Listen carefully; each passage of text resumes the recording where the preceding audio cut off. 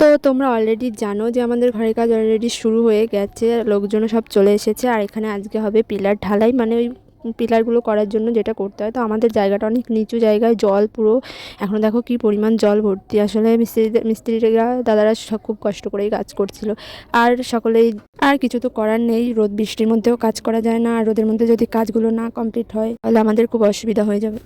প্রথম পিলার যেটা হচ্ছে, মানে বাস্তু যেটাকে বলা হয়, আজকে সেখানেই ঢালাই দেওয়া হবে। তাই আমরা পুজোর জিনিস টিনিস সবকিছু নিয়ে এসেছে। আর মা এখানে যে পুজো করছে, আর আজকেই আমাদের পিলারের জন্য ঢালাই দেওয়া হবে, তাই এখানে পুজো করা হচ্ছে। মা এখানে সবকিছু বাড়িতে আমরা সব নিয়ে গেছি, ওখানটায় গিয়ে আমরা পুজো করছি। আর যেহেতু জল টল ভর্তি, তাই সবার একটু মন খারাপ ছিল যে জলের মধ্যে কাজ করতে অসুবিধা হচ্ছে, সেই নিয়ে আর কি একটু মন খারাপ সবার ছিল। আবার ভালো লাগছিল যে এই যে এখানে আমার বাবা প্রথমে আর কি 3বার দিতে হয়, যে বাড়ির যে মালিক তিনি আর কি প্রথম এই ঢালাইগুলো, মানে সিমেন্ট বালিগুলো ফেলছে। সত্যি বলতে আজকে আমাদের কাছে খুবই একটা আনন্দের দিন। এই দিনটার জন্য আমরা বহু বহু বছর অপেক্ষা করছিলাম, অনেক কষ্ট করে এই জায়গায় আজকে পৌঁছেছি।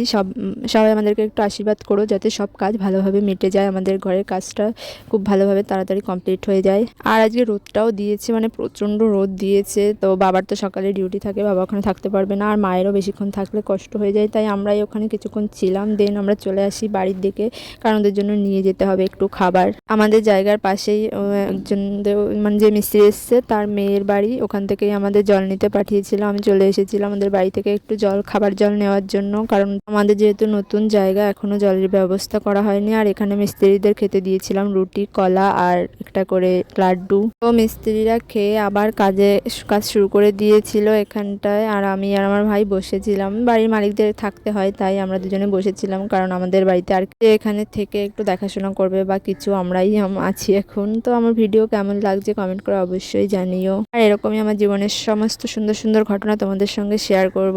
দেখতে হলে চ্যানেলটাকে সাবস্ক্রাইব করো। দেখা হচ্ছে নেক্সট ভিডিওতে।